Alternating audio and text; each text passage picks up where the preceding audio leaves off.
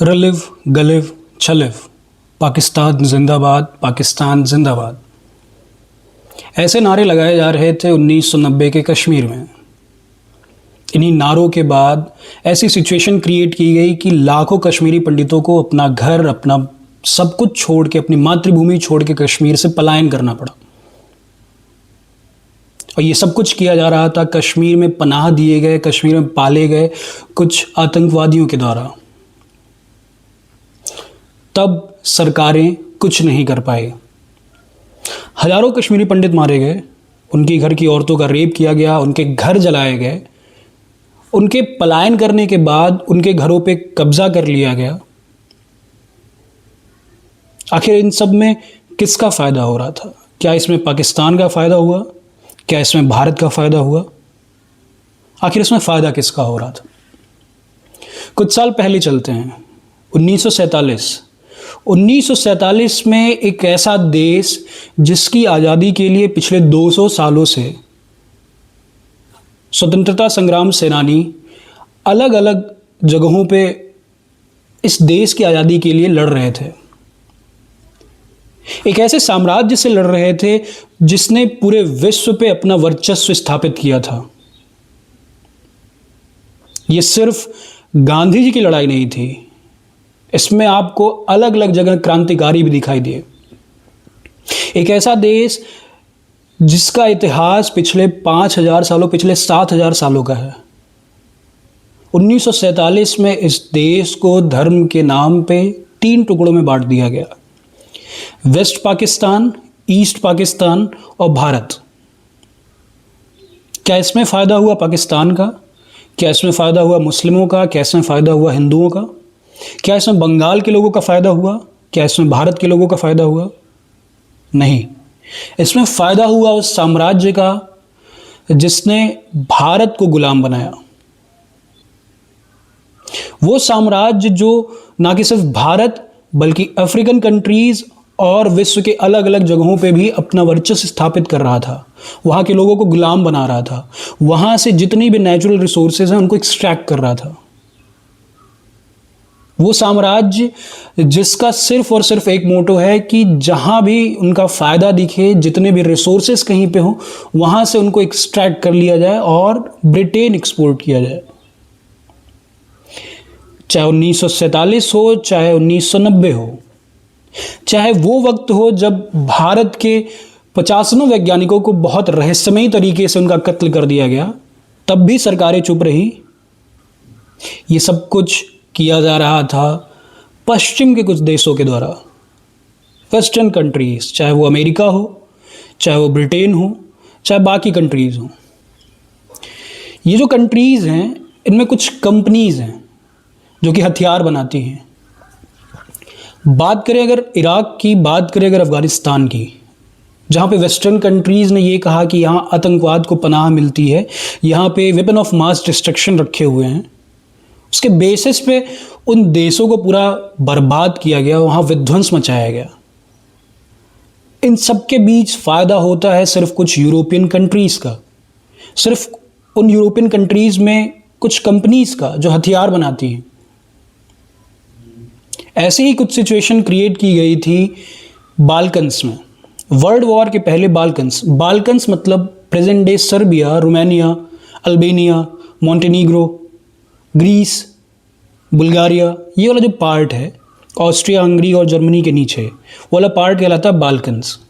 World war के पहले इस पूरे रीजन को इतना ज़्यादा एक्सप्लॉइट किया गया, इतना ज़्यादा पॉलिटिकली मैनिपुलेट किया गया कि इनके आपस के झगड़े को, सर्बिया, बुल्गारिया, ग्रीस, इन सब के आपस के झगड़े को बड़ी बड़ी जो यूरोपियन पावर्स थी, जर्मनी, ब्रिटेन, रशिया, फ्रांस, साथ ही साथ ओटोमन एम्पायर, इन रीजन्स को इस तरह से मैनिपुलेट किया गया धर्म के नाम पे, क्रिश्चियनिटी के नाम पे, इनकी एथनिसिटी के नाम पे, इनके कल्चर के नाम पे, कि इनके आपस के जो छोटे मोटे झगड़े थे उसको इन्होंने वर्ल्ड वॉर में कन्वर्ट किया। इन्हें लगातार वॉर करने के लिए मोटिवेट करते रहे, चाहे वो रशिया हो जो सर्बिया को बैक कर रहा है, चाहे बाकी यूरोपियन कंट्रीज़ हों, सबके अपने फ़ायदे थे। इस टाइम पीरियड में हथियार की कंपनीज आ रही हैं, हथियार इवॉल्व हो रहे हैं, नए वॉरफेयर के टेक्नोलॉजीज़ बन रहे हैं, और उन वॉरफेयर की टेक्नोलॉजीज़ को एक्सपेरिमेंट करने के लिए उन्हें एक जगह चाहिए थी, और वो जगह मिली उन्हें बाल्कन्स के तौर पे। बाल्कन्स एक ऐसा रीजन था जहाँ जो छोटे मोटे स्टेट्स अभी ओटोमन एम्पायर से आज़ाद हो रहे थे, इस पूरे रीजन पे पहले ओटोमन एम्पायर का कंट्रोल था। अब ये ओटोमन एम्पायर से आज़ादी के बिना पे अलग अलग जो ये छोटे मोटे स्टेट्स आज़ाद होंगे उनको आपस में लड़ाया जाएगा, कभी ज़मीन के बंटवारे को लेके, कभी इतनी सिटी के नाम पे, कभी चर्च के डिवीज़न को लेके, ये आपस में हमेशा लड़ते रहेंगे। ये जो नए नए स्टेट्स बन रहे हैं ना, एक बॉम्ब की तरह काम करेंगे, एक न्यूक्लियर बॉम्ब की तरह काम करेंगे। इनका रेडिएशन ऐसा फैलेगा कि वो वर्ल्ड वॉर 1 में कन्वर्ट हो जाएगा। बाल्कन समझने के लिए हमें ओटोमन एम्पायर समझना बहुत ज़्यादा ज़रूरी है, क्योंकि ये जो बाल्कन्स वाला रीजन है वो इस टाइम पीरियड में कंट्रोल करते हैं ओटोमन्स। ओटोमन्स 1804 में सिचुएशन देखिए और ओटोमन्स की सिचुएशन देखिए 1914 में। 1914 में कंप्लीटली यूरोप से बाहर निकाल दिया गया ओटोमन्स को। मतलब ये जो बाल्कन्स वाला पूरा रीजन है वो अलग अलग स्टेट्स में, मतलब अलग अलग स्टेट्स के तौर पे, अलग अलग नेशंस के तौर पे इंडिपेंडेंट हो चुका है। अब देखते हैं बाल्कन्स की ज्योग्राफिकल लोकेशन। ये जो आपको ग्रीस वाला पार्ट दिख रहा है, Romania, Greece, Bulgaria, Serbia, Croatia, Albania, North Macedonia, Kosovo, ये जो पूरा पार्ट है वो है आज का प्रेजेंट डे बाल्कन्स। बाल्कन्स घिरा हुआ है इधर टर्की, ऊपर रशिया, इधर फ्रांस, इधर यूनाइटेड किंगडम्स, यहाँ पे ऑस्ट्रिया, हंगरी, इधर जर्मनी। ये सारी पुरानी किंगडम्स थी जो आज प्रेजेंट डे में इंडिपेंडेंट स्टेट्स हैं। बाल्कन्स की पूरी हिस्ट्री, नेशनलिज्म इन बाल्कन्स की जो पूरी हिस्ट्री है वो भरी हुई है ढेर सारे रिबेलियंस, ढेर सारे रिवोल्ट्स, ढेर सारे अपराइजिंग्स। इन्हीं अपराइजिंग्स का रिएक्शन होगा सोवरेन जो स्टेट्स है, जो सोवरेन पावर्स हैं, मैसेकर्स, जिनोसाइड, मास किलिंग्स, मास रेप्स। ये हिस्ट्री है पपेट्री की, कि कैसे बड़ी पावर्स छोटे छोटे स्टेट्स को पपेट बना के अपने फ़ायदे के लिए यूज़ करती हैं। हमें इस पूरे लेक्चर में कवर करना है टाइम पीरियड 1804 से 1914 तक। ये एक ऐसी हिस्ट्री है जिसमें यूरोपियन पावर्स ने अपने सेल्फिशनेस के चक्कर में एक नेचुरल जो हेवन है, पूरा बाल्कन्स वाला रीजन नेचुरली बहुत प्रॉस्पेरस है, बहुत अमेजिंग लैंडस्केप्स हैं यहाँ पे। इस पूरे रीजन को यूरोपियन पावर्स ने, जो ग्रेट पावर्स हैं, उन्होंने पूरा जहन्नुम बना दिया सिर्फ अपने फ़ायदे के लिए। ये एक ऐसी हिस्ट्री है जहाँ पे यूरोपियंस बाल्कन स्टेट्स को यूज़ करेंगे अपनी पावर्स की बैलेंस को मेंटेन करने के लिए। जो ग्रेट पावर्स हैं, जैसे किंगडम ऑफ रशिया हो गया, किंगडम ऑफ ब्रिटेन हो गया, Kingdom of France, Ottoman Empire, बाद में आगे चल के जर्मन एम्पायर और इटालियन एम्पायर। ये जो सारे किंगडम्स हैं, जो बड़े बड़े ग्रेट पावर्स हैं, वो अपनी पावर को बैलेंस करने के लिए, अपना थ्रोन बचाने के लिए, अपनी एग्जिस्टेंस के लिए इन बाल्कन स्टेट्स का यूज़ करेंगे, इनको एज अ पपेट यूज़ करेंगे। इस पूरे रीजन में आपको सिर्फ अपराइजिंग्स देखने को मिलेंगे। उन्हीं अपराइजिंग्स को क्रश करने के लिए ये जो ग्रेट पावर्स हैं उनकी ट्रूप्स मैसेकर करेंगे, पूरा जिनोसाइड करेंगे, रिलीजन के बेसिस पे, एथनिसिटी के बेसिस पे। क्रिश्चियंस मुस्लिम से लड़ेंगे, क्रिश्चियंस के बीच में ही आपको स्प्लिट देखने को मिलेगा। कैसे इस स्प्लिट का, कैसे इस रिलीजियस क्लैश का फ़ायदा उठाएंगे यूरोपियन पावर्स, चाहे वो फ्रांस हो, चाहे वो ग्रेट ब्रिटेन हो, चाहे वो रशिया हो। बाल्कन्स की history the sick man of Europe की हिस्ट्री है। The sick man of Europe एक ऐसा एम्पायर जिसका डिसइंटीग्रेशन, जिसकी वीकनेस भी यूरोपियन एम्पायर्स को, जो यूरोपियन ग्रेट पावर्स हैं, उनको फ़ायदा पहुंचा रही है। कैसे इस सिक मैन ऑफ यूरोप का यूज़ करके पॉलिटिकल मैनिपुलेशन किया जाएगा पूरे बाल्कन्स में। कैसे फ्रांस का जो क्लैश है रशिया के साथ, चाहे ब्रिटेन का जो क्लैश है रशिया के साथ, वो निगेटिवली अफेक्ट करेगा बाल्कन्स को। बाल्कन्स की हिस्ट्री एक ऐसे इंडिपेंडेंट स्टेट्स की इस्टेब्लिशमेंट है जो कि एक न्यूक्लियर बॉम्ब की तरह काम करेंगे, एक ऐसे बॉम्ब की तरह जो वर्ल्ड वॉर 1 में कन्वर्ट हो रहे हैं। बाल्कन्स की हिस्ट्री साम्राज्यवाद की हिस्ट्री है। Imperialism, Russian imperialism, French imperialism, Italian imperialism, Prussian imperialism, चाहे ऑस्ट्रियन इम्पीरियलिज्म। इसी टाइम पीरियड में आपको ओटोमन बिस्मार्क भी दिखेंगे। इसी टाइम पीरियड में आपको जर्मनी की यूनिफिकेशन दिखेगी, इटालियन यूनिफिकेशन दिखेगी, फ्रांस में अलग अलग गवर्नमेंट्स की फॉर्मेशन इसी टाइम पीरियड में हो रही है। इन सभी इवेंट्स का इफेक्ट पड़ेगा बाल्कन्स में। इन सभी चीज़ों की शुरुआत कहीं ना कहीं हो रही है फ्रेंच रिवॉल्यूशन के साथ। एक ऐसा रिवॉल्यूशन जिसने रिपब्लिक स्टेट्स की फॉर्मेशन के लिए लोगों को मोटिवेट किया। एक ऐसा रिवॉल्यूशन जिसने पार्लियामेंट्री फॉर्म ऑफ गवर्नमेंट को मोटिवेट किया, जिसने कॉन्स्टिट्यूशन की इम्पोर्टेंस को समझाया लोगों को। इसी रिवॉल्यूशन की देन है नेपोलियन, जिसने पूरे यूरोप को अपने रूल के अंदर यूनिफाई किया।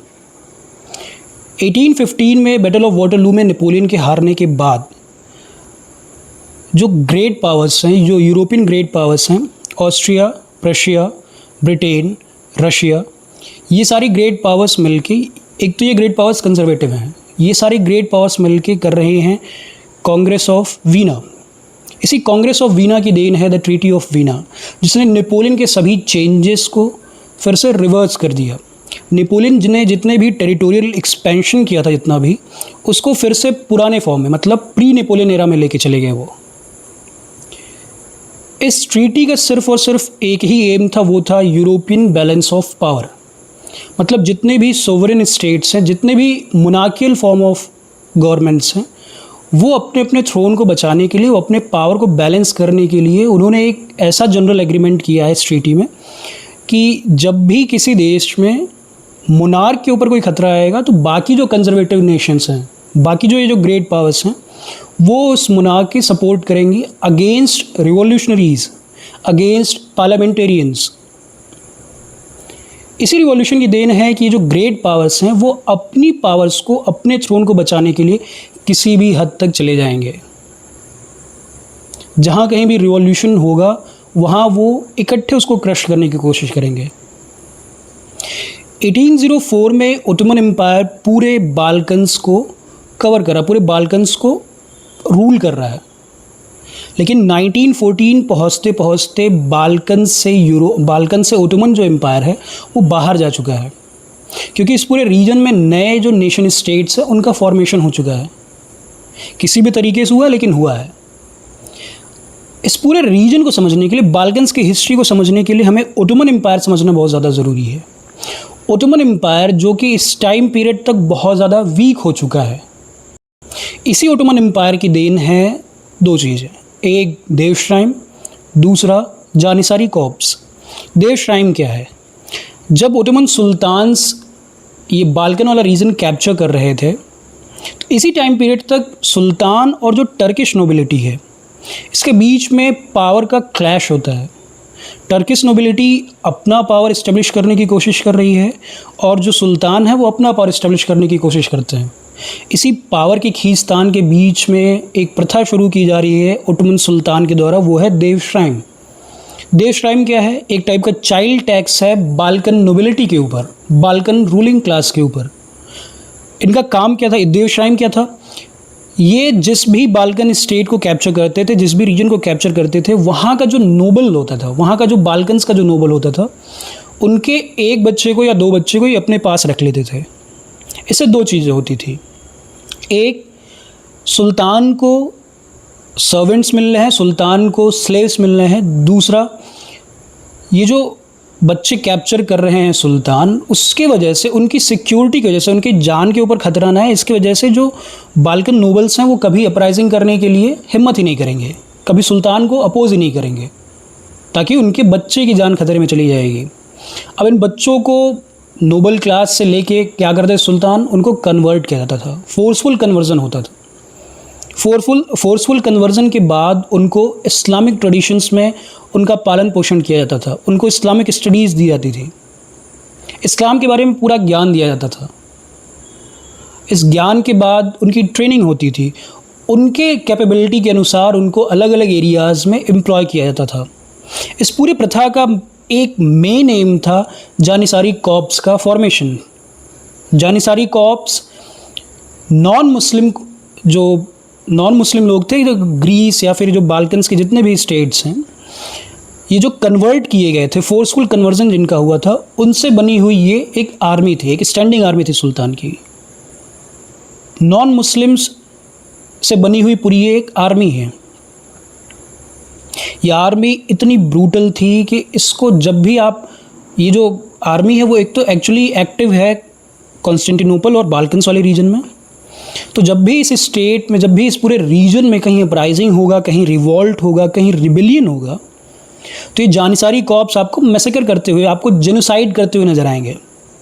ये इतनी ब्रूटल आर्मी है, एक तो ये ब्रूटल है, मोस्ट डिसिप्लिन्ड आर्मी है, साथ ही साथ ये बहुत ज़्यादा लॉयल है सुल्तान के लिए। इनकी ट्रेनिंग, इन बच्चों की ट्रेनिंग ऐसी की गई थी कि ये हमेशा लॉयल रहें। इनको सुल्तान को सर्व करने के लिए ट्रेन किया गया था। इन्हीं कुछ बच्चों का जो है कास्ट्रेशन करके, फोर्सफुल कास्ट्रेशन करके उनको यूनक बनाया जाता था। मतलब आज के समय में जिसको कहा जाता है थर्ड जेंडर। इन यूनक्स को यूज़ करते थे सुल्तान्स और जो वहाँ के नोबल क्लास थे अपने हरम्स में। हरम्स क्या था? हरम में जो सुल्तान है उनके घर की महिलाएं रहती थी, उनकी बीवियाँ, उनके मिस्ट्रेस, ये सभी लोग हरम में रहती थी। तो उनकी सिक्योरिटी के लिए किसी आदमी को ना अपॉइंट करके ये जो सुल्तान हैं, इन्हीं बच्चों में से इनका फोर्सफुल कास्ट्रेशन करना, उनको यूनक बनाना, मतलब थर्ड जेंडर का बनाना, उनको आर्मी की ट्रेनिंग देना, उनको एज अ कमांडर ट्रेन करना, उनको हरम की सिक्योरिटी के लिए ट्रेन करना। कहीं कहीं ये देखा गया है कि बड़े बड़े कमांडर्स भी यूनक रहे हैं। तो ये मेन एम था देवश्राइम के पीछे, जानिसारी कॉर्प्स का फॉर्मेशन और लॉयल सर्वेंट्स, लॉयल स्लेव्स का इनकॉर्पोरेशन ओटोमन एम्पायर में। Rise of nationalism in Balkans, कैसे नए नेशन स्टेट्स का फॉर्मेशन हो रहा है, इन सब चीज़ों की शुरुआत कहाँ से हो रही है? इन सभी चीज़ों की शुरुआत हो रही है 1804 से, सर्बियन अपराइजिंग्स। सर्बिया में जो बेलग्रेड वाला एरिया है, वहाँ के जो सर्ब्स हैं, उन्होंने ओटोमन एम्पायर के खिलाफ एक अपराइजिंग की, एक रिबेलियन किया है। सर्बियन अपराइजिंग्स दो पार्ट्स में है, पहला 1804 टू 1814, फिर उसके बाद 1815 से 1817 तक। 1804 से जो 1815 तक का अपराइजिंग है, उसकी वजह से एक इंडिपेंडेंट स्टेट की फॉर्मेशन हो जाएगी कुछ समय के लिए। एक पूरे डिकेड के लिए सर्बिया में जो बेलग्रेड वाला एरिया है, वहाँ पे एक इंडिपेंडेंट स्टेट का फॉर्मेशन होगा, ओटोमन एम्पायर से जो इंडिपेंडेंट हुए हैं। बाद में ये स्टेट, बाद में जो इंडिपेंडेंट स्टेट है, इसका डिसोल्यूशन हो जाएगा। लेकिन ये एक इतना इम्पॉर्टेंट इवेंट था पूरे बाल्कन रीजन के लिए कि कोई, ये जो सर्ब्स हैं वो पहले ऐसे क्रिश्चियंस थे जो ओटोमन एम्पायर के खिलाफ अपराइजिंग कर रहे हैं, ओटोमन एम्पायर के खिलाफ रिबेलियन कर रहे हैं। इस इवेंट का इतना ज़्यादा इम्पॉर्टेंस है पूरे बाल्कन्स की हिस्ट्री में कि यहाँ इस इवेंट से इंस्पायर होके आगे चल के और अपराइजिंग्स होंगे। हालांकि ये जो इंडिपेंडेंट नेशन इस्टेब्लिश हुआ है उसको 1815 में ओटोमन एम्पायर डिसॉल्व कर दे रहा है, लेकिन फिर इसी से इंस्पिरेशन लेके सेकेंड सर्बियन अपराइजिंग हो रही है 1815 टू 1817। ये अपराइजिंग इतनी बड़ी थी कि इसके वजह से प्रिंसिपैलिटी ऑफ सर्बिया का इस्टेब्लिशमेंट हो रहा है। मतलब रहेंगे तो वो ओटोमन एम्पायर के कंट्रोल में ही, लेकिन वो एक ऑटोनॉमस स्टेट की तरह काम करेंगे। ऑटोनॉमस स्टेट मतलब कि जितना भी गवर्नेंस है, जितना भी एडमिनिस्ट्रेशन है, सब कुछ कंट्रोल करेंगे सर्बियंस ही। बस वो अंडर में किसके हैं? ओटोमन एम्पायर के। तो ये इतना इम्पॉर्टेंट इवेंट था, पहला इंडिपेंडेंट स्टेट का फॉर्मेशन, उसके डिसोल्यूशन के बाद प्रिंसिपैलिटी ऑफ सर्बिया का फॉर्मेशन। तो यहाँ से शुरुआत हुई है नेशनलिज्म इन बाल्कन्स की। इसी सर्बियन अपराइजिंग्स के बाद की देन है Greek War of Independence. Greece की कहानी की शुरुआत होती है 1453 से, fall of Constantinople. Ottoman Empire के अटैक के बाद कॉन्स्टेंटिनोपल का गिरना, कॉन्स्टेंटिनोपल मतलब जो बाइजेंटीन एम्पायर थी उस टाइम में, उसका खात्मा होना। जब ये इवेंट हो रहा 1453 में, तो जो ग्रीक स्कॉलर्स हैं उनकी माइग्रेशन हो रही है पूरे वेस्टर्न यूरोप में, जिसकी वजह से इनलाइटनमेंट एरा आ रहा है, जिसकी वजह से रेनेसां आ रहा है पूरे यूरोप में। 1453 से सीधे चलते हैं 1814 पे। ग्रीस में एक सीक्रेट सोसाइटी की एस्टेब्लिशमेंट हो रही है, फिलिकी इटेरिया, द सोसाइटी ऑफ फ्रेंड्स, जिसका मोटो था फ्रीडम और डेथ। अब ये जो सीक्रेट सोसाइटी है वो आगे पूरे ग्रीक रिवॉल्यूशन को लीड कर रही है। इसी की देन है कि ग्रीस में ग्रीक वॉर ऑफ इंडिपेंडेंस शुरू हो रही है। 1821 the starting of Greek War of independence. Serbian uprisings और ग्रीक वॉर ऑफ इंडिपेंडेंस। इसके बाद ओटोमन एम्पायर का भी रिएक्शन आता है। ओटोमन एम्पायर रिएक्ट करती है जानिसारी कॉप्स को यूज़ करके। जानिसारीज इस पूरे रीजन में, बाल्कन रीजन में मैसेकर करेंगे। दो सबसे बड़े मैसेकर्स हैं, द मैसेकर ऑफ कॉन्स्टेंटिनोपल और चियोस का massacre.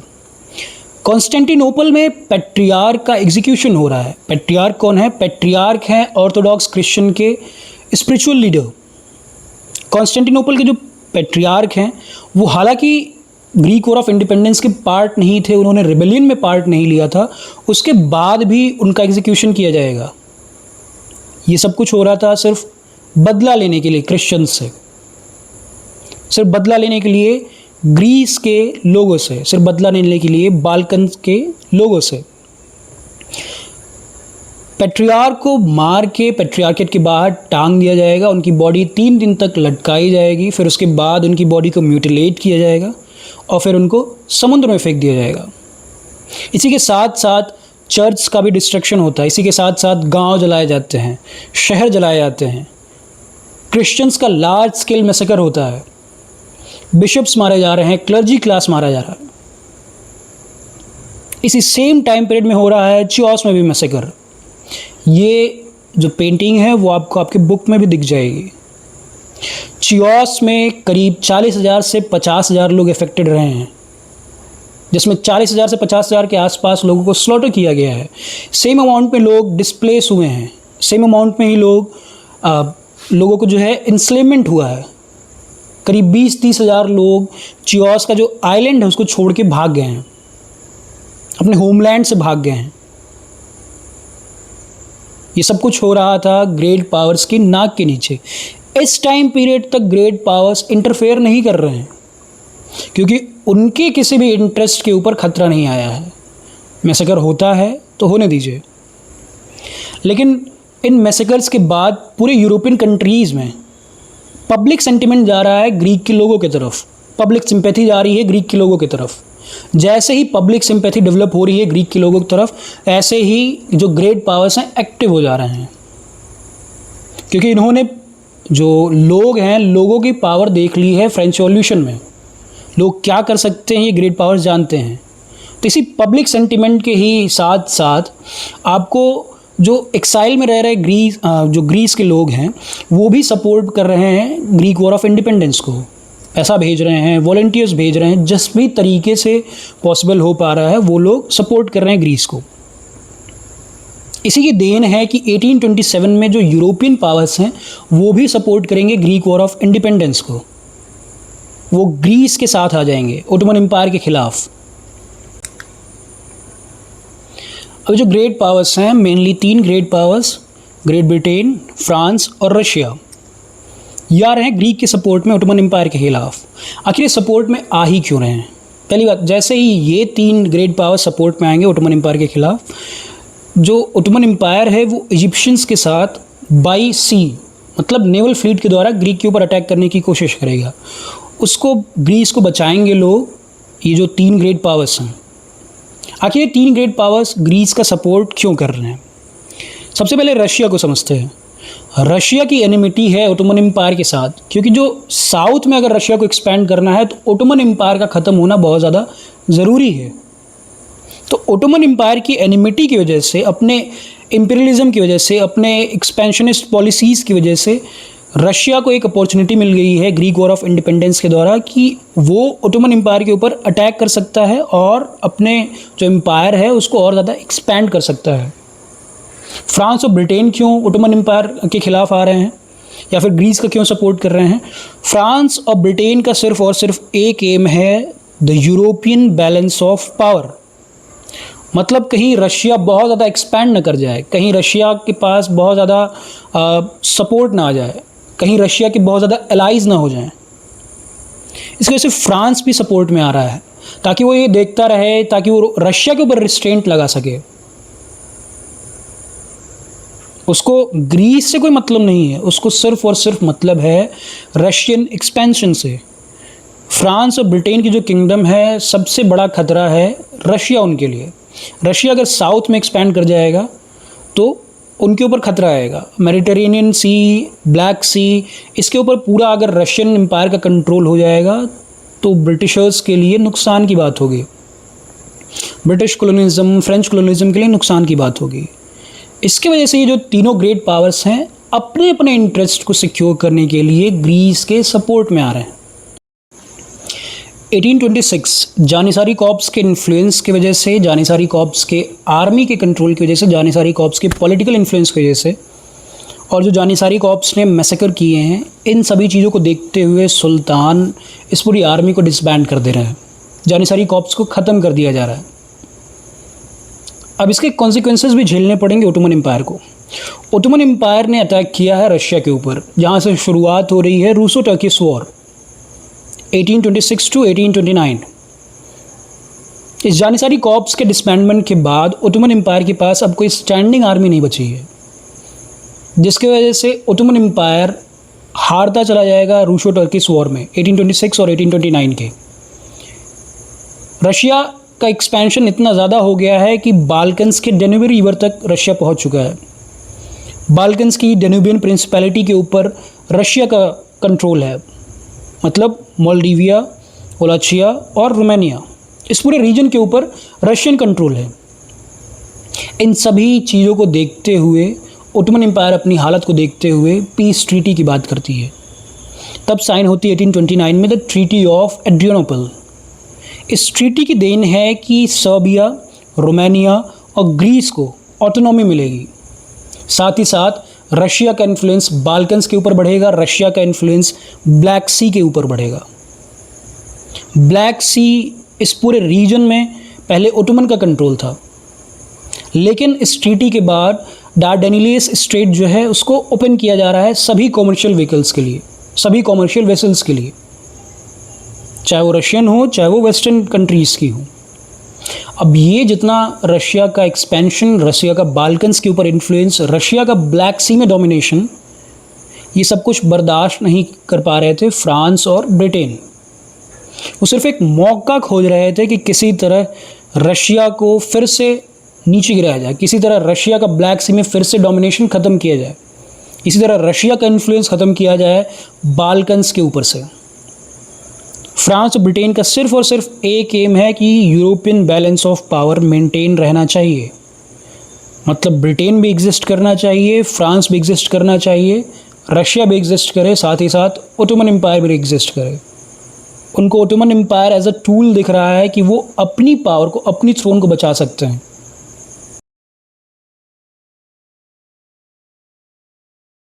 The London protocol of 1830, जिसको हम the protocol of Greece independence भी कहते हैं। इसी प्रोटोकॉल में जो तीन ग्रेट पावर्स हैं, रशिया, ब्रिटेन और फ्रांस, ये तीनों ग्रेट पावर्स ग्रीस को as a independent state recognise कर रही हैं। मतलब ग्रीस को as a sovereign state recognition मिल रहा है इन तीन ग्रेट पावर्स से। इसी रिकॉग्निशन की देन है कि 1832 में द ट्रीटी ऑफ कॉन्स्टेंटिनोपल हो रही है, जिसके बाद ग्रीस एक इंडिपेंडेंट, एक सोवरेन, एक नए नेशन स्टेट्स के तौर पे इस्टेब्लिश हो जाएगा। अब बात करते द ईस्टर्न क्वेश्चन की, मतलब the weakening of Ottoman Empire. Ottoman Empire धीरे धीरे वीक होता चला जा रहा था। रूसो टर्किश वॉर 1826 और 1826 टू 1829 में हारने के बाद the Treaty of Adrianople sign हुई थी 1829 में, जिसमें रशिया पूरे डेन्यूबियन प्रिंसिपैलिटी को कैप्चर कर रहा है, उस पर अपना इन्फ्लुएंस क्रिएट कर रहा है, बाल्कन्स में अपना इन्फ्लुएंस क्रिएट कर रहा है, साथ ही साथ डेन्यूब रिवर्स की तरफ भी बढ़ रहा है, डेन्यूब रिवर की तरफ भी बढ़ रहा है, और ब्लैक सी पे भी उसका डोमिनेशन हो चुका है। इसकी वजह से ब्रिटेन और फ्रांस बहुत ज़्यादा परेशान थे। इसी टाइम पीरियड में जो मोहम्मद अली है इजिप्ट का, जो कि ओटोमन एम्पायर के ही अंडर में आता है, उसने ओटोमन एम्पायर के खिलाफ वॉर डिक्लेयर कर दी। ओटोमन एम्पायर की नेवल फ्लीट को डिस्ट्रॉय कर दिया। इन सभी चीज़ों में सपोर्ट कर रहा था मोहम्मद अली का सपोर्ट कर रहे थे फ्रांस के लोग, फ्रांस की गवर्नमेंट, क्योंकि फ्रांस भी अब कॉलोनाइजेशन कर रहा है। 7 ईयर्स वॉर में जो फॉरेन कॉलोनीज़ थी वो ब्रिटेन से वो हार चुका है, जिसकी वजह से इजिप्ट के साइड में, वेस्टर्न अफ्रीका के साइड में फ्रांस कॉलोनाइजेशन करने की कोशिश कर रहा है। इसी कॉलोनाइजेशन का ही इफेक्ट है कि वो इजिप्ट का सपोर्ट कर रहा है ओटोमन एम्पायर के खिलाफ। इसी फ्रांस के सपोर्ट की वजह से मोहम्मद अली ओटोमन एम्पायर की नेवल फ्लीट को डिस्ट्रॉय कर रहे हैं। यहाँ तक तो ठीक था, लेकिन नेवल फ्लीट की डिस्ट्रक्शन और अपनी हार को देखते हुए जब बाकी यूरोपियन पावर्स ओटोमन एम्पायर का सपोर्ट नहीं कर रही थी, तो ओटोमन एम्पायर के पास सिर्फ और सिर्फ रास्ता बचता है रशिया की तरफ हाथ बढ़ाने का, रशिया से मदद मांगने का। इसी मदद की देन है द ट्रीटी ऑफ हुंकार स्क्लेसी 1833। इस ट्रीटी की वजह से, पहले तो देखो ट्रीटी ऑफ एड्रियानोपल 1829, उसकी वजह से डार्डेनिलियस ओपन कर दिया गया था सारे कॉमर्शियल वेसल्स के लिए। अभी जो ट्रीटी ऑफ हुंकार स्क्लेसी है, उसमें रशियन एम्पायर ओटोमन्स को सपोर्ट देने के नाम पे उनसे ये एग्रीमेंट करा ले रहा है कि अभी जो डार्डेनिलियस है, ओटोमन एम्पायर जब भी रशिया उससे कहेगा, जब भी वॉर की सिचुएशन आएगी, तो बाकी अदर यूरोपियन कंट्रीज़ के लिए ये डार्डेनिलियस स्ट्रेट को ओटोमन एम्पायर बंद कर देगा। मतलब सी ऑफ मरमरा और ब्लैक सी का जो एक्सेस है वो बाकी यूरोपियन कंट्रीज़ को नहीं देगा, जब भी रशिया कहेगा वॉर की सिचुएशन में। फ्रांस और ब्रिटेन के लिए एक और परेशानी की बात कि रशिया का डोमिनेंस और ज़्यादा बढ़ गया है ब्लैक सी वाले पार्ट। इसी के जस्ट बाद ओटोमन एम्पायर इजिप्ट के ऊपर वॉर डिक्लेयर कर रहे हैं, लेकिन बहुत बुरी तरीके से हारेंगे। फ्रांस और ब्रिटेन के लिए एक और परेशानी थी मंचनग्रैड्स एग्रीमेंट, जो कि होली अलायंस के लोगों ने किया था, रशिया, ऑस्ट्रिया और प्रशिया।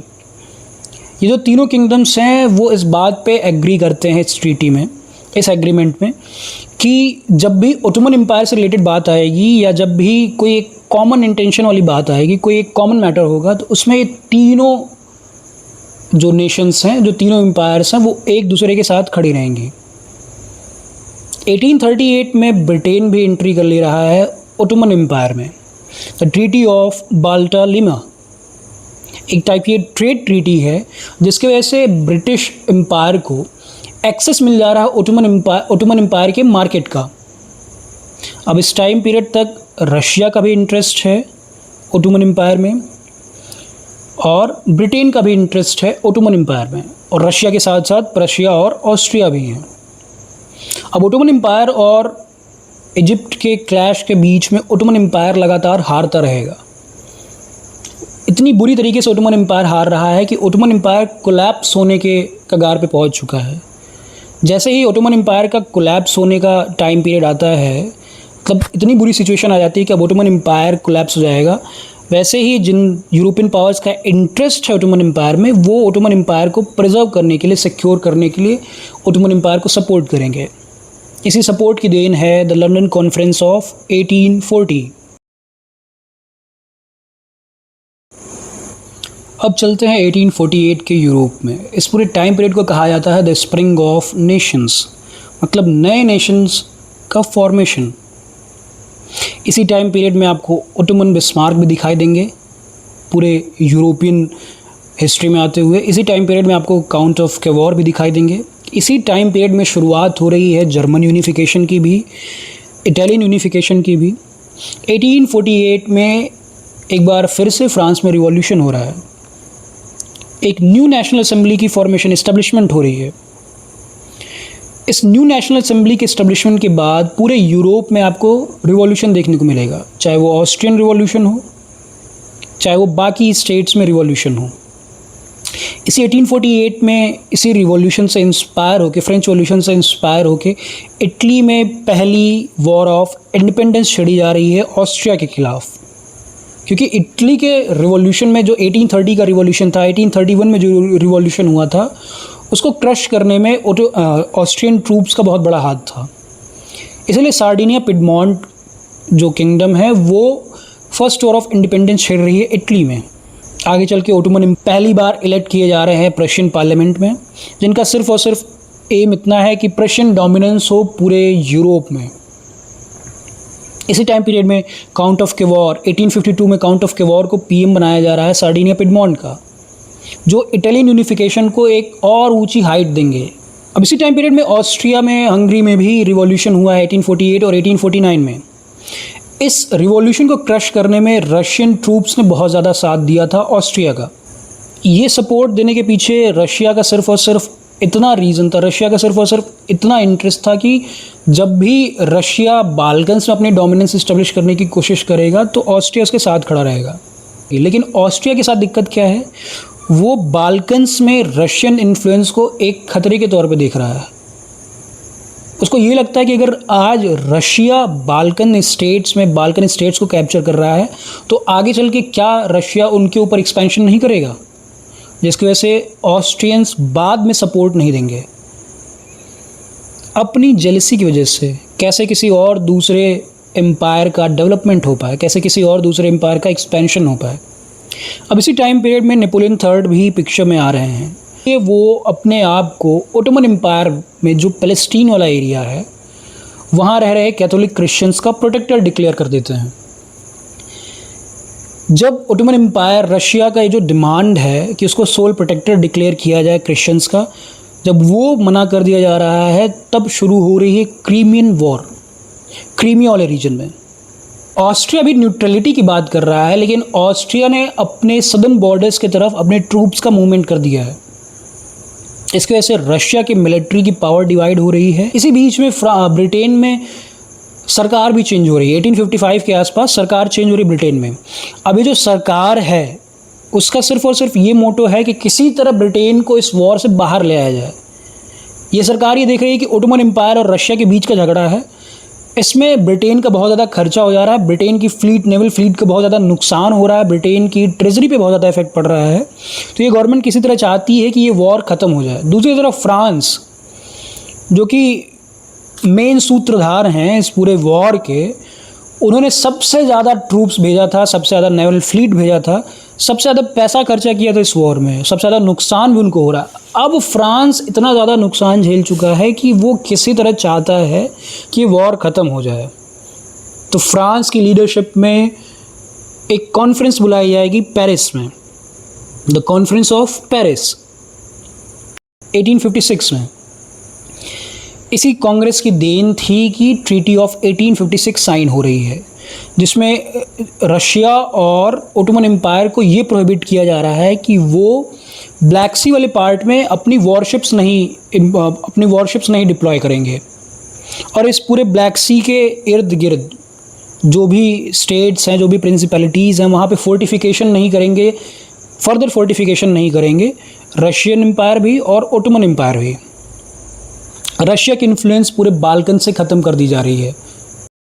रशिया ने जितने भी टेरिटोरियल गेंस किए हैं, चाहे वो ब्लैक सी के ऊपर डोमिनेशन हो, चाहे वो डेन्यूबियन प्रिंसिपैलिटीज़ के ऊपर डोमिनेशन हो, उसको ख़त्म करना ही ब्रिटेन और फ्रांस का एकमात्र एम है। साथ ही साथ ऑस्ट्रिया और प्रशिया का भी, क्योंकि उनको डर है कि अगर बाल्कन्स के ऊपर कब्जा हो गया, चाहे ओटोमन एम्पायर ख़त्म कर दिया रशियन एम्पायर ने, तो अगला जो पड़ाव रहेगा रशिया का वो ऑस्ट्रिया और प्रशिया रहेगा, चाहे इधर फ्रांस और ब्रिटेन रहेगा, जिसकी वजह से ये लोग सपोर्ट कर रहे हैं ओटोमन एम्पायर का। अब इसके बाद शुरू हो रहा है टाइम पीरियड यूनिफिकेशन का, इटालियन यूनिफिकेशन और जर्मन यूनिफिकेशन। इसी टाइम पीरियड में second Italian War of Independence हो रही है। इसी टाइम पीरियड में किंगडम ऑफ इटली की फॉर्मेशन हो रही है, जिसमें विक्टर इमैनुअल को एज अ किंग डिक्लेयर किया जा रहा है, उनका प्रोक्लेमेशन हो रहा है एज अ किंग। इसी टाइम पीरियड में ओटोमन विस्मार्क को भी as a prime minister appoint किया जा रहा है किंगडम ऑफ प्रशिया का। Dano Prussian war, Austro Prussian war और फ्रैंको प्रशियन वॉर इसी टाइम पीरियड की ही देन है। क्रीमियन वॉर और द कांग्रेस ऑफ पेरिस के बाद की देन है। 1870 आते आते जर्मनी भी यूनिफाई हो चुका है और इटली भी यूनिफाई हो चुका है। अब से जो ग्रेट पावर्स हैं वो होंगी German kingdom, Italian kingdom, French, British, Russia, ये सारी ग्रेट पावर्स रहेंगी। अब इसके आगे हमने बात की ग्रीस की, हमने बात की सर्बिया की, अब चलते हैं बॉस्निया और हर्जेगोविना में। 1875 में ओटोमन एम्पायर का जो जजिया है, जो नॉन मुस्लिम्स के ऊपर टैक्स है, उसके खिलाफ हर्जेगोविना और बॉस्निया में रिबेलियन हो रहा है। नॉन मुस्लिम्स के ऊपर टैक्स धीरे धीरे इंक्रीज़ होता चला जाता था।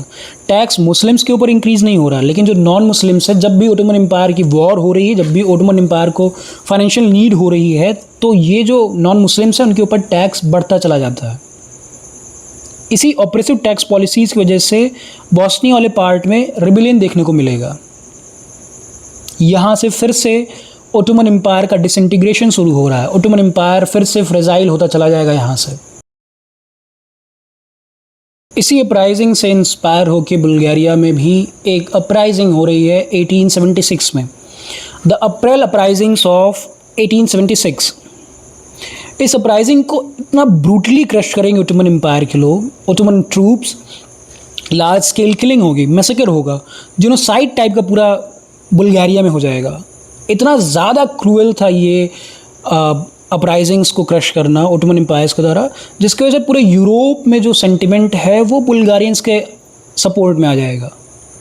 लार्ज स्केल किलिंग्स, मास रेप्स, गांव जलाया जाना, क्रिश्चियंस का किलिंग, उसके बाद आपको चर्च का डिस्ट्रक्शन, ये सारी चीज़ें दिखेंगी आपको अप्रैल अपराइजिंग्स के सप्रेशन में, जिसकी वजह से जो ग्रेट पावर्स हैं वो भी कहीं ना कहीं ओटोमन एम्पायर के खिलाफ होती चली जाएंगी। इन्हीं अपराइजिंग्स की देन है कि सर्बिया भी ओटोमन एम्पायर के ऊपर वॉर डिक्लेयर कर देगा, मॉन्टेनीग्रो भी ओटोमन एम्पायर के ऊपर वॉर डिक्लेयर कर देगा, और इन सब सिचुएशंस को देखते देखते रशिया भी ओटोमन एम्पायर के ऊपर वॉर डिक्लेयर कर रहा है। ये जो तीनों वॉर्स हैं, Serbian Turkish war, Montenegro Turkish war और रूसो टर्किश वॉर, ये तीनों वॉर्स साइमल्टेनियसली चल रही हैं, एक दूसरे से सपोर्ट में चल रही, एक दूसरे के कोलैबोरेशन में चल रही हैं। अब यहाँ से शुरुआत हो रही है रशियन डोमिनेंस की दोबारा बाल्कन्स में। ये पूरा टाइम पीरियड शेप करेगा अब बाल्कन्स को। यहीं से शुरुआत हो रही है और ख़ात्मा होगा जाके 1914 में। Russo Turkish War, Serbian Turkish war और मॉन्टेनीग्रो टर्किश वॉर, इन्हीं सब की वजह से रशिया अपनी ग्रिप मजबूत कर रहा है ओटोमन एम्पायर के ऊपर। ये कंबाइंड जो अटैक है ओटोमन एम्पायर के ऊपर, वो ओटोमन एम्पायर को धीरे धीरे और वीक करता चला जाएगा। जैसे सिक मैन ऑफ यूरोप का जो कॉन्सेप्ट डेवलप हुआ है वो ऐसे ही वॉर्स की वजह से हुआ है। मतलब जो सिक मैन ऑफ यूरोप है वो कौन है? द ओटोमन एम्पायर है। रूसो टर्किश वॉर 1877 से 1878, इस टाइम पीरियड में एक ऐसा इंसान पिक्चर में आएगा जो पूरे बाल्कन्स, जो पूरे यूरोप को अपने इशारों पे नचाएगा। पहले समझते हैं Russo Turkish War. Russo Turkish War में रोमानिया, सर्बिया और मॉन्टेनीग्रो, ये तीनों अलायंस बना रही हैं रशिया के साथ और कंबाइंड अटैक करेंगे ये लोग ओटोमन एम्पायर के ऊपर। रशिया का सिर्फ और सिर्फ एक मोटो है कि जो बाल्कन्स में उसका इन्फ्लुएंस ख़त्म हुआ है उसको वापस से रीगेन करे, और जो ब्लैक सी के ऊपर से उसका डोमिनेंस ख़त्म हुआ था क्रीमियन वॉर के बाद, उसको वापस से गेन करे। उसको ये जो बाल्कन्स का जो इशू है उसकी वजह से एक अपॉर्चुनिटी मिल गई है कि वो फिर से ओटोमन एम्पायर के ऊपर अटैक करे और उसके ऊपर एक्सपेंशन करे अपना। जैसे जैसे रशियन इन्फ्लुएंस बढ़ता चला जाएगा इस रूसो टर्किश वॉर में पूरे बाल्कन्स के ऊपर, अब फिर से जो है ये बातें हजम नहीं होंगी नई नई जो किंगडम्स बनी हैं उनको भी और जो पुरानी किंगडम्स हैं उनको भी।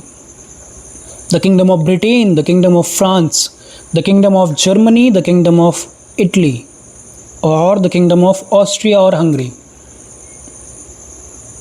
ये सारी किंगडम्स फिर से इंटरवीन करती हैं कि ओटोमन एम्पायर को वो बचा लें कोलैप्स होने से पहले ही, क्योंकि रशिया लगातार एक्सपेंशन करते चला जा रहा है। रशिया फिर से डोमिनेंस गेन कर रहा है बाल्कन्स में।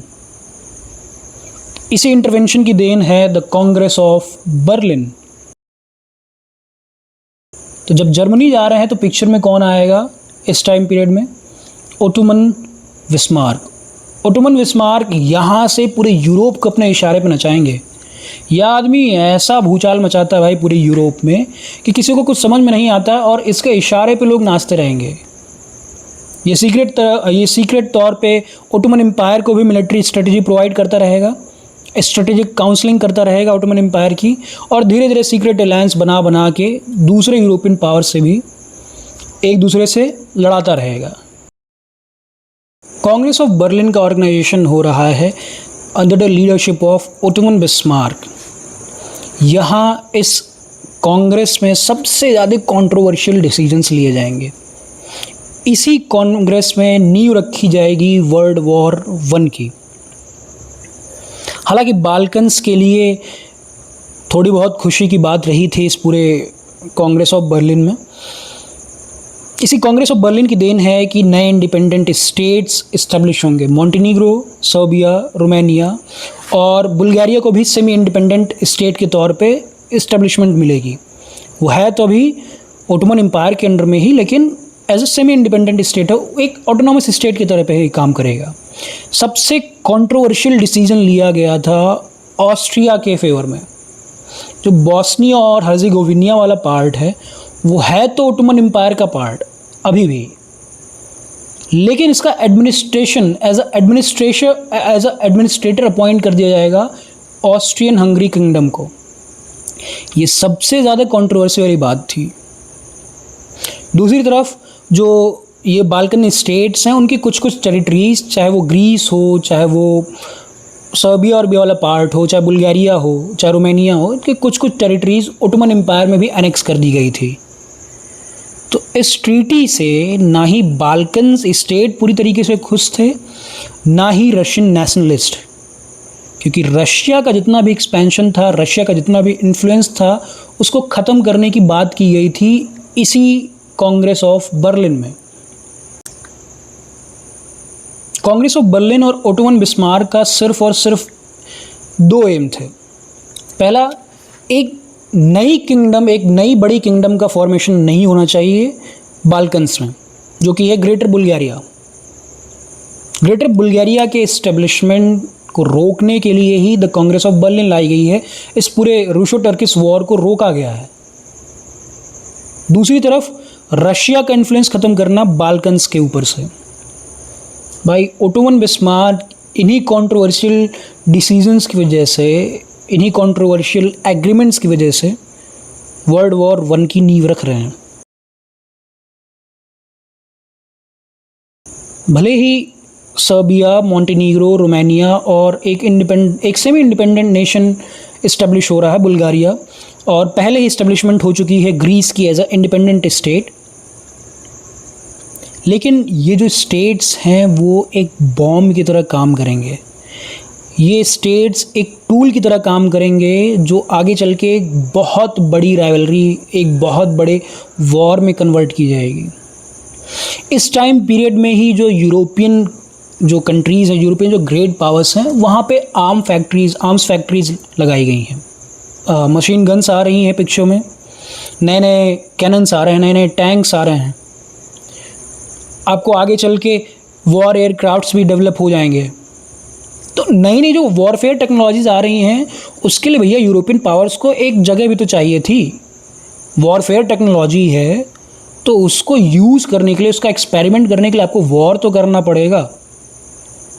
तो इसी कांग्रेस ऑफ बर्लिन की मदद से ही ओटोमन बिस्मार्क और जो बाकी यूरोपियन पावर्स हैं वो क्रिएट कर रहे हैं एक एक्सपेरिमेंट ग्राउंड का, जहाँ पे नई वॉर टेक्नोलॉजीज़ का एक्सपेरिमेंट होगा। अब इसके बाद दौर शुरू हो रहा है BGMI और PUBG के मैच का, टीम मैच का। आपको टेक्नोलॉजी मिल गई है, मतलब आपके पास वेपन आ गया है, आपके पास एक मैप आ गया है जहाँ पे आप उस वेपन को यूज़ करेंगे। अब आपको टीम की ज़रूरत है, क्योंकि यहाँ भैया टीम मैच हो रहा है। बड़ा मैच है। तो यहाँ से नई नई टीम्स का फॉर्मेशन होगा। तो पहली टीम है the triple alliance. Triple alliance मतलब the kingdom of Germany, the kingdom of Austria Hungary और इटली। दूसरी टीम है ड्यूल एंटोंटे मतलब फ्रांस और रशिया, जो ट्रिपल अलायंस के अगेंस्ट में आ रही है। अभी ही इसी फ्रांस और रशिया में एक और नया टीम मेंबर ये लोग ऐड करेंगे अपने पबजी टीम में, वो है ब्रिटेन। 1908-1909 में कुछ ऐसा हो रहा है जिसकी वजह से बाल्कन स्टेट्स फिर से एक्टिव हो जा रहे हैं। ओटोमन एम्पायर में ही रिवॉल्यूशन हो जा रहा है, द यंग टर्क रिवॉल्यूशन।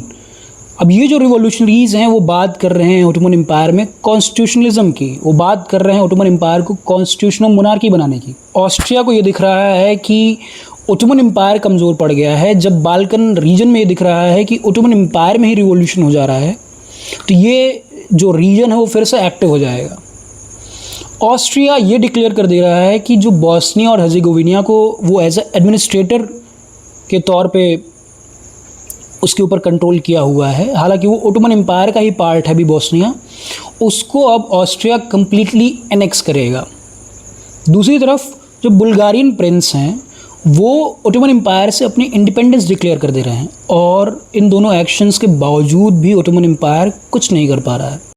और इसकी वजह से ऑस्ट्रिया का जो रिलेशन है वो बाकी बाल्कन स्टेट्स के साथ वो भी बिगड़ जाएगा। और दूसरी तरफ बॉस्निया और हर्जेगोविना के भी लोग ऑस्ट्रियन जो एनेक्सेशन है उसको सपोर्ट नहीं करते हैं। ऑस्ट्रिया के लिए उनके मन में बहुत ज़्यादा गुस्सा भरा हुआ है। इसी गुस्से को आगे यूटिलाइज करेंगे सर्बिया के लोग with the support of Russians. अब चलते हैं 1911 और 1912 के टाइम पीरियड में। इस टाइम पीरियड में अल्बानिया में भी रिवॉल्यूशन हो रहा है। जो भी रिबल्स की डिमांड रहेगी वो ओटोमन एम्पायर ईजिली एक्सेप्ट कर लेगा। अब ये दिख रहा है कि ओटोमन एम्पायर हद से ज़्यादा कमज़ोर हो चुका है। ना ही ओटोमन एम्पायर ने कोई एक्शन लिया ऑस्ट्रिया के ऊपर, ना ही ओटोमन एम्पायर कोई एक्शन ले पाया बुल्गारिया के ऊपर, ना ही ओटोमन एम्पायर कोई एक्शन ले पा रहा है अल्बानिया के ऊपर, जिसका फ़ायदा उठाएगी द किंगडम ऑफ इटली। यहाँ से शुरुआत होगी इटालो टर्किश वॉर 1911 और 1912 में। इसी इटालो टर्किश वॉर में इटली की जीत हो रही है। इसी इटालो टर्किश वॉर में पहली बार वॉर एयरप्लेन्स यूज़ किए जाएंगे, पहली बार एरियल बॉम्बिंग्स होंगी। इन्हीं एरियल बॉम्बिंग्स और इसी एरियल अटैक की वजह से, इसी एरियल एयरक्राफ्ट की वजह से इटली की विक्ट्री होगी टर्की के ऊपर। 1912 में ही फॉर्मेशन हो रही है, इस्टेब्लिशमेंट हो रही है बाल्कन लीग की, जिसमें 4 जो नेशन स्टेट्स हैं, बुल्गारिया, ग्रीस, मॉन्टेनीग्रो और सर्बिया, ये चारों जो स्टेट्स हैं, नेशन स्टेट्स हैं बाल्कन के, वो फॉर्मेशन कर रहे हैं बाल्कन लीग का। अब बाल्कन लीग को ये दिख रहा है कि ओटोमन एम्पायर अपने खिलाफ लिए गए किसी भी एक्शन का जवाब नहीं दे पा रहा, वो हद से ज़्यादा कमज़ोर हो चुका है। तो इसी मौके का फ़ायदा उठा के ये जो बाल्कन स्टेट्स हैं, ग्रीस, सर्बिया, मॉन्टेनीग्रो और बुल्गारिया, ये वॉर डिक्लेयर कर देंगे ओटोमन एम्पायर के ऊपर। मतलब ओटोमन एम्पायर का खात्मा पूरे यूरोप से शुरू हो चुका है। बाल्कन से ओटोमन एम्पायर धीरे धीरे ख़त्म होता चला जा रहा है। जैसे जैसे ये बाल्कन लीग के लोग जीतते चले जाएंगे ओटोमन एम्पायर के ऊपर, वैसे ही अचानक से जो यूरोपियन ग्रेट पावर्स हैं वो जग जाएंगी और बात करने लगेंगी एक पीस ट्रीटी की। यहाँ फिर से बात आएगी the piece conference of, the so called piece conference of 1912, the piece conference of London. इसी पीस ट्रीटी में मैसेडोनिया को अलग अलग बाल्कन स्टेट्स में डिवाइड किया जा रहा है, बुल्गारिया, ग्रीस, सर्बिया और मॉन्टेनीग्रो में। इसी पीस ट्रीटी में अल्बानिया के इंडिपेंडेंस को भी रिकॉग्नाइज़ किया जा रहा है। इसी पीस ट्रीटी के बाद ओटोमन एम्पायर का यूरोपियन जो कंट्रोल था वो ख़त्म हो रहा है। एनसीईआरटी बाल्कन स्टेट्स को कहती है a narrow creed with limited ends, मतलब मुल्ला की दौड़ सिर्फ मस्जिद तक। एक कहावत है, अन्यथा मत ले लीजिएगा, इसको एक रिलीजियस कमेंट मत लीजिएगा। ये हमारे गाँव में, हमारी लोकेलिटी में ऐसी एक कहावत है कि मुल्ला की दौड़ सिर्फ मस्जिद तक, ठीक है। तो ये कह देते भैया पंडित जी की दौड़ सिर्फ मंदिर तक। ये कहने के पीछे एनसीईआरटी का क्या मकसद है? ये कहने के पीछे एनसीईआरटी का ये मकसद है कि ये जो नए नए बाल्कन स्टेट्स का इस्टेब्लिशमेंट हुआ है वो एक दूसरे की सक्सेस से जलते हैं। एक स्टेट दूसरे स्टेट की डेवलपमेंट नहीं बर्दाश्त कर पाता है, एक स्टेट दूसरे स्टेट से जेलिसी रखता है, एक स्टेट दूसरे स्टेट के एथनिसिटी से जेलिसी रखता है, वो इंटॉलरेंट है दूसरे स्टेट की तरफ। इसीलिए एनसीईआरटी इनको कहती है narrow creed with limited ends, मतलब इनको लॉन्ग टर्म गोल नहीं दिख रहा है। ये चाहते तो अपने आप को यूनिफाई करके एक ग्रेट पावर की तरह से काम कर सकते थे, लेकिन भैया इनको अपना अपना इंटरेस्ट दिख रहा है। ठीक है,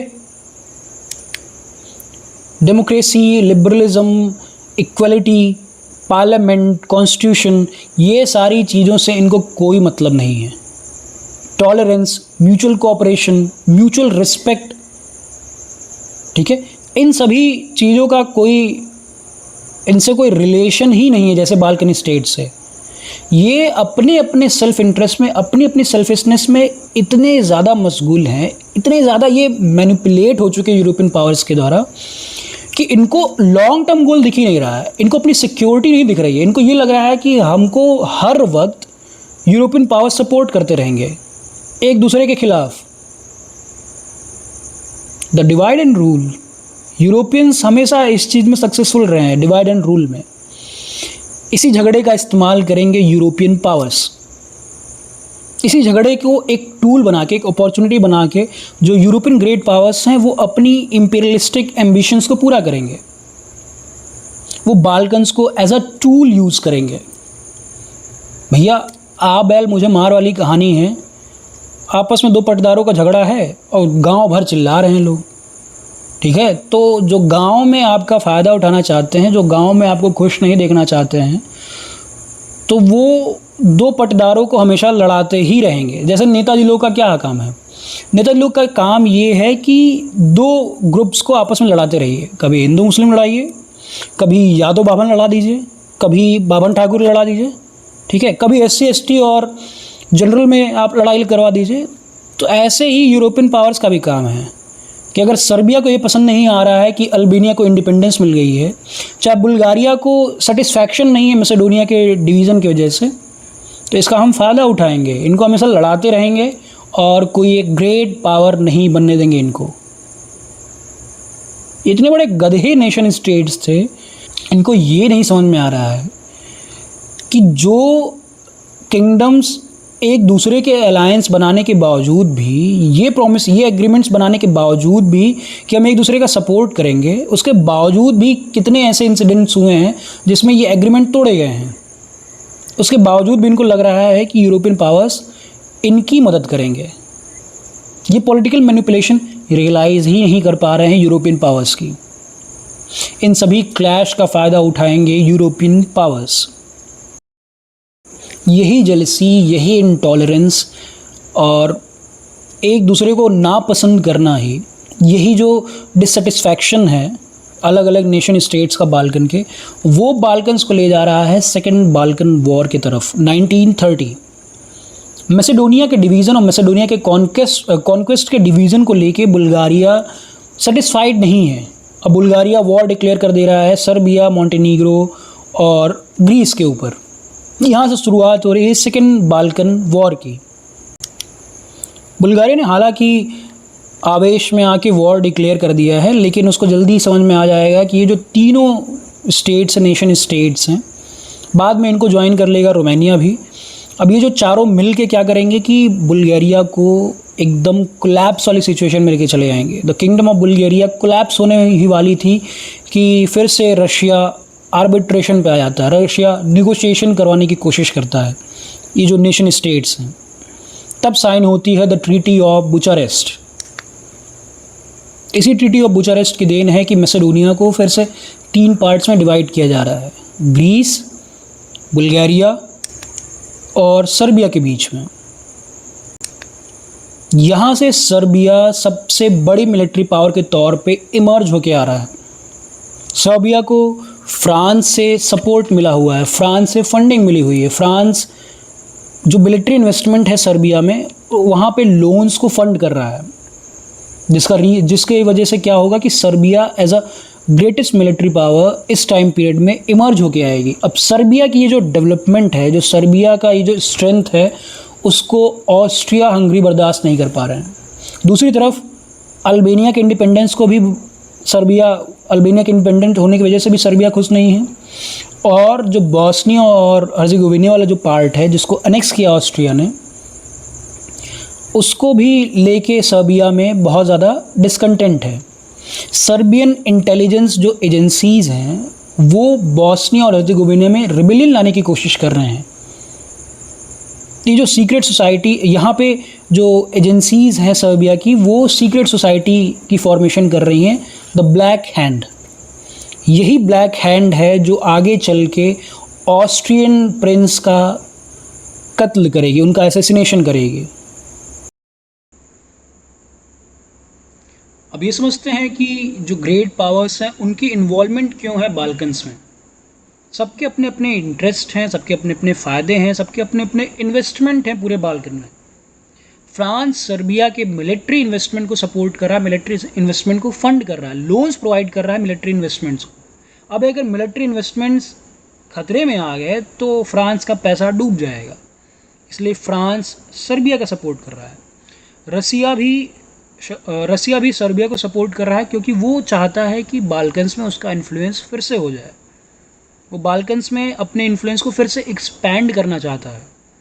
ऑस्ट्रिया हंगरी सर्बिया की इस बढ़ती डोमिनेंस को, सर्बिया की इस बढ़ती पावर को एक थ्रेट के तौर पे ले रही हैं। उनको ये लगता है कि कहीं आगे चल के सर्बिया इतना ना पावरफुल हो जाए कि ऑस्ट्रिया हंगरी के ऊपर ही अटैक कर दे with the support of France, with the support of Russia. क्योंकि ऑस्ट्रिया रशिया को भी नाखुश कर चुका है, और जब इटालियन यूनिफिकेशन हो रहा था तो किंगडम ऑफ इटली को भी नाखुश कर चुका है उसके रिवॉल्यूशंस को क्रश करके अपने ट्रूप्स की मदद की वजह से। तो ऑस्ट्रिया को ये डर लगा हुआ है कि सर्बिया की बढ़ती पावर कहीं उसके लिए खतरा ना हो जाए। जर्मनी कहने के लिए तो ऑस्ट्रिया और हंगरी का दोस्त है, लेकिन जर्मनी किसी का दोस्त नहीं। जर्मनी सिर्फ अपना फ़ायदा देख रहा है। जर्मनी ओटोमन एम्पायर को भी मिलिट्री जो स्ट्रेटजी है उसमें एडवाइस दे रहा है, टैक्टिकल एडवाइस प्रोवाइड कर रहा है। दूसरी तरफ ऑस्ट्रिया और हंगरी को भी वो सपोर्ट कर रहा है। बात करें अगर इटली की, तो इटली बाल्कन्स में जो अल्बानियन इंडिपेंडेंस है उसका सबसे बड़ा सपोर्टर है। क्यों? क्योंकि वो चाहता है कि एड्रियाटिक सी में उसको एक दोस्त मिल जाए, उसको एक एलाई मिल जाए। ब्रिटेन और फ्रांस जिसका सिर्फ और सिर्फ इतना एम है कि यूरोपियन बैलेंस ऑफ पावर बना रहे, रशिया बहुत ज़्यादा पावरफुल ना हो पाए, रशिया बाल्कन्स में बहुत ज़्यादा पावरफुल ना हो पाए, रशिया ओटोमन एम्पायर के ऊपर एक्सपेंशन ना कर दे। अगर ओटोमन एम्पायर ख़त्म हो गया तो रशिया आगे और एक्सपेंशन करेगा। तो इनका सिर्फ और सिर्फ एम है रशिया को कमज़ोर करना। जैसे ऑस्ट्रिया को लग रहा है कि सर्बिया उसके लिए थ्रेट है, वैसे ही सर्बिया को भी लग रहा है कि ऑस्ट्रिया उसके लिए थ्रेट है। सर्बिया को सपोर्ट प्रोवाइडेड है फ्रांस से भी, सर्बिया को सपोर्ट प्रोवाइडेड है रशिया से भी। दूसरी तरफ सर्बिया की जो सीक्रेट सोसाइटी है द ब्लैक हैंड, उसके कुछ मेंबर्स को ट्रेन कर रही है सर्बियन इंटेलिजेंस एजेंसीज़। अब यही जो मेंबर्स हैं, उन मेंबर्स को सर्बियन एजेंसीज़ ने उनको वेपन प्रोवाइड किए हैं, उनको बॉम्ब्स प्रोवाइड किए हैं।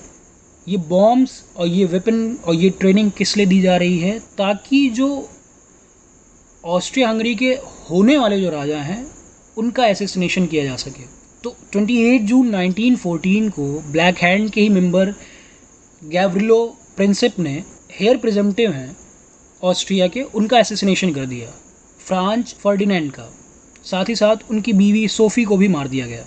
अब इसकी वजह से ऑस्ट्रिया वॉर डिक्लेयर कर देता है सर्बिया के ऊपर। ये जो ऑस्ट्रियन डिक्लेरेशन ऑफ वॉर है सर्बिया के ऊपर, उसके साथ साथ कुछ और भी फैक्टर्स हैं जो आगे वर्ल्ड वॉर में कन्वर्ट हो रहे हैं। तो इस तरीके से यूरोपियन पावर्स ने बाल्कन्स को, ऑस्ट्रिया को मैनिपुलेट करके वर्ल्ड वॉर की सिचुएशन क्रिएट की। इसमें गलती सिर्फ और सिर्फ यूरोपियन स्टेट्स की नहीं है, यूरोपियन ग्रेट पावर्स की नहीं है। इसमें गलती है उन बाल्कन स्टेट्स की भी जिनकी दौड़ सिर्फ मस्जिद तक है, जो सिर्फ ये चाहते हैं कि उनकी डेवलपमेंट हो, जो एक दूसरे से जेलस हैं, जो किसी दूसरे की डेवलपमेंट बर्दाश्त नहीं कर पा रहे हैं। इसी सेल्फिशनेस का फ़ायदा उठा के यूरोपियन पावर्स ने बाल्कन क्राइसिस को वर्ल्ड वॉर 1 में कन्वर्ट किया, अपनी इंपीरियलिस्टिक एम्बिशंस को फुलफ़िल किया, चाहे वो रशिया हो, चाहे वो ब्रिटेन हो, चाहे वो फ्रांस हो, चाहे वो जर्मनी हो।